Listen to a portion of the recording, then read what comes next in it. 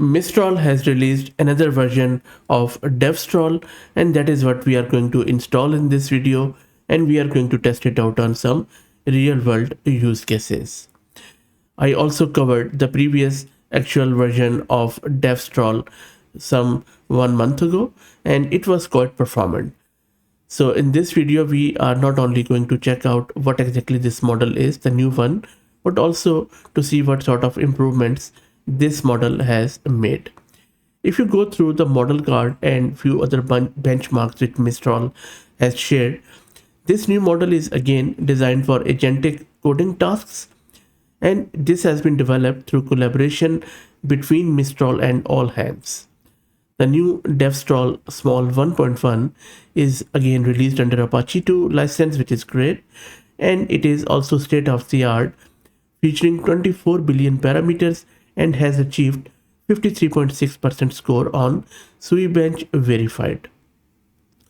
The model's name is small, but you will see that it is not as small as you would be expecting. Anyway, you can use it for function calling, and also it supports XML formats for versatility between different coding environments. Now let's get it installed. I am going to use this Ubuntu system, and I am going to use this H100 NVIDIA card with 80 GB of VRAM. I am creating a virtual environment with Conda. If you're also looking to rent a GPU or VM or CPU on very affordable prices, you can find the link to Massed Compute in video's description with a discount coupon code of 50% for range of GPUs. So please do check them out. Okay, let's go back and let's install all of these prerequisites, which include torch, transformers, Mistral common, and VLLM. If you don't know what VLLM is, just go to my channel and search with it. I have done a very easy to understand video in detail on VLLM, but as you can see that we are again installing it in this video. This is going to take a couple of minutes. While that happens, let me also introduce you to the sponsors of the video, who are Camel AI.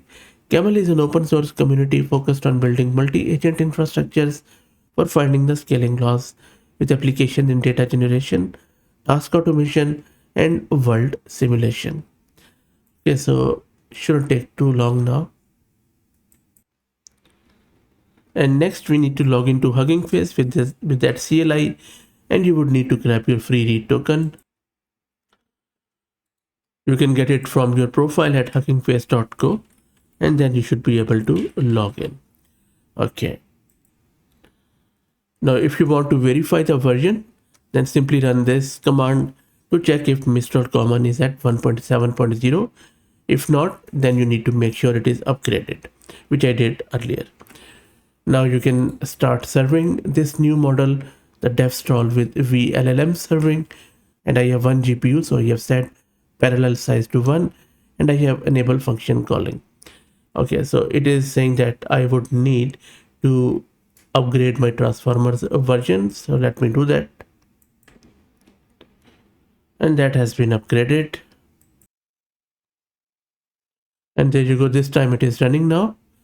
And so let's wait for the model to get downloaded. I think the size is around 47.1 gig, something like that. So as I was saying, it is not as small as you would think. And it downloads this consolidated file. As you can see, it is going to take a bit of a time. And the model is now being, it's now done downloading, and it is now being served on our local server. Now, as the model is being served here, let's test it out on its code analysis and most importantly, debugging capabilities. At the moment, model is fully loaded onto the GPU and consuming close to 75 gig of VRAM, and this is where it just stays on. So you would need at least 80 GB of VRAM in order to run this model in full. Now what I have done, I have created these few scripts which are testing this model out on various debugging purposes, especially for concurrency, memory leak and stuff. All this script is doing, it is accessing this model on localhost. This is a model, and then it is loading system prompt, making request, and then it is simply testing it out. This code is also available somewhat on their model card. I have just modified it to focus on a bit of the improvement on prompting and stuff. So first up, what I'm going to do, I'm going to run this script. This is going to check all of these examples. So these are the real world Python codes with different problems and bugs and errors.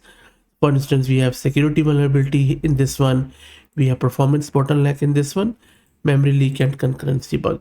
So this script is going to go through all of these files and then we'll try to detect it. Okay, so I'm just going to clear this. Let me now run this app.py here.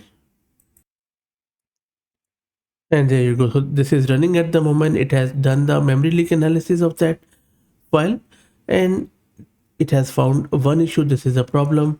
And now it is testing the other one. And I believe if I check the VRAM consumption quickly, it is going to be same around 75 gig of VRAM. Okay, let's wait for it to finish. And it has finished analysis. So you see, it has detected all the issues and in all of the code which I was expecting it to, and this one is better than the previous one as it has also done a pretty good security analysis. Now what this code does, it goes into this model's capabilities and then you can see that it also saves this detailed analysis in JSON format if you wish it to, otherwise it will just print it on the screen. So this is a complete analysis. So if you want to go into the detail as what exactly is the issue and what it has found, you see it has given you the bug type 2 and the status. How good is that? So if I say okay, show me that complete analysis, it is going to show you the complete analysis here. So I'm just going to go up and show you, and this is where the wow factor is for this model. I think Mistral has done a very good job with this.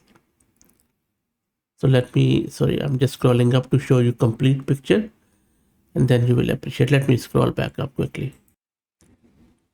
And this is where the analysis starts. So you can see that it has done this memory leak analysis. It has correctly identified the unclosed database connections. It has spotted growing cache without limits. It has provided comprehensive fixes. If I go down, you see that these are the issues and fixes with context managers too. It has suggested best practices for resource management, which is really good. And then it has given us the fixed code with improvements. How good is that? With all the stuff around key improvements, best practices, this is what I was talking about. And then of course, if you have built a chatbot, you can talk more about it. Same goes with concurrency issues. It has spotted everything here, including all the race conditions in shared state. It has provided complete thread safe implementation with locks. It has even covered edge cases like deadlock prevention. I was not expecting it. And for, if I just scroll down, so these are the potential deadlocks, very nice. And this is a security vulnerability. It has found SQL injection, XSS, command injection vulnerabilities, and even spotted the dangerous eval function. Very nice. And it has then provided secure code alternatives. And if I go down, even for the bottleneck detection, it has done wonderfully well. So I think if you ask me, even if you compare it to the previous version, this model has more comprehensive analysis because it didn't just find bugs, it explained why they are problematic. It has offered working code solution, not just description. It has given us best practices, code quality is quite well structured and professional. And then production implications are also there. You can check it out from the best practices and the summary of recommendation it has shared. Now in the next test of this Devstral, I'm going to create a comprehensive multi-file code generation test, and this is going to test its abilities to create complete production ready projects with multiple files and proper structure. So I have just given it this code again, which is accessing the model, and then I'm asking it to create me a complete fast API project, and then this project should have everything like this, and it should provide all the files. So let's see how it goes. So I'm just going to run again this app.py to see what happens. Let's wait for it.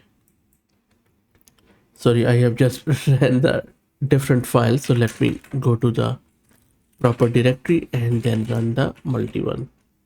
Let's wait for it.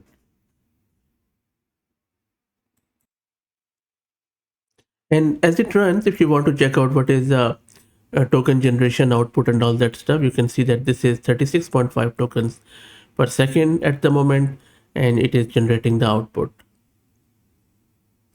See, this is real-time VLLM logs, which we are serving there. Okay, I think it was unable to connect for some reason. So when that happens, you just need to rerun it and it will simply work. So let me press Control C here, and then I'll just clear this and rerun it. That's about it. And this time it is running fine. You can see that it is creating different files, it is starting the microservices, and also it is running few of the tests. And this is going to take 10 to 15 minutes. And it has also generated the summary here in this directory, which will be wherever you are running that file. So you just have to wait because it creates a lot of files, but it can very easily and very finely handle this multi file setup and create a full project. And you can see that there are 7 files which it is going to create in different fashion, the main.py and then all that stuff.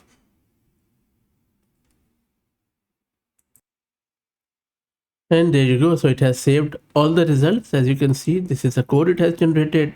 And if you go to that directory which it is showing, you will see that all the stuff around data pipeline, fast API, Flask is there. So for instance, if I just open this fast API one, you can see that this is a full script which it has created. And similarly, you can check out the data pipeline. It has even given us a project structure. How good is that? Even with some of the sample data after creating the whole database structure. Look at where the things have come now. And this is a microservice. The whole, I believe, it has given the app.py and then some decorators around that. Amazing stuff. And same goes with the CLI tool with the whole project structure, which you can readily use.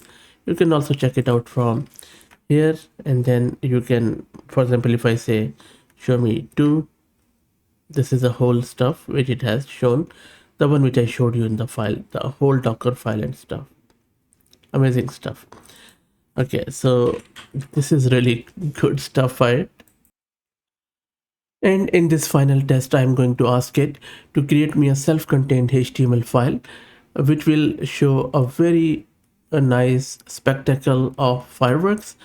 And I have provided it this comprehensive prompt in order to get it generated. You can add sound, but I have minus the sound here. I'm just going to run this, and then we will check it out in the browser as what exactly it generates in terms of fireworks. Okay, so it has generated it and it is asking me if it should open it in browser. I'm not sure if it can do that, but let me press Y here and we will see it in real time what it created. So it has opened this file and you can see when I click here, it is just doing some fireworks. So it is interactive one. It doesn't run it on its own, but wherever you run it, it is just sort of exploding this. You know, we can reiterate on this one too, of course. Could be better, but I think not a bad job. In terms of physics, it is quite correct, but I think it could be more enriched, but maybe I need to change my prompt. As you see, there are different random color codings too.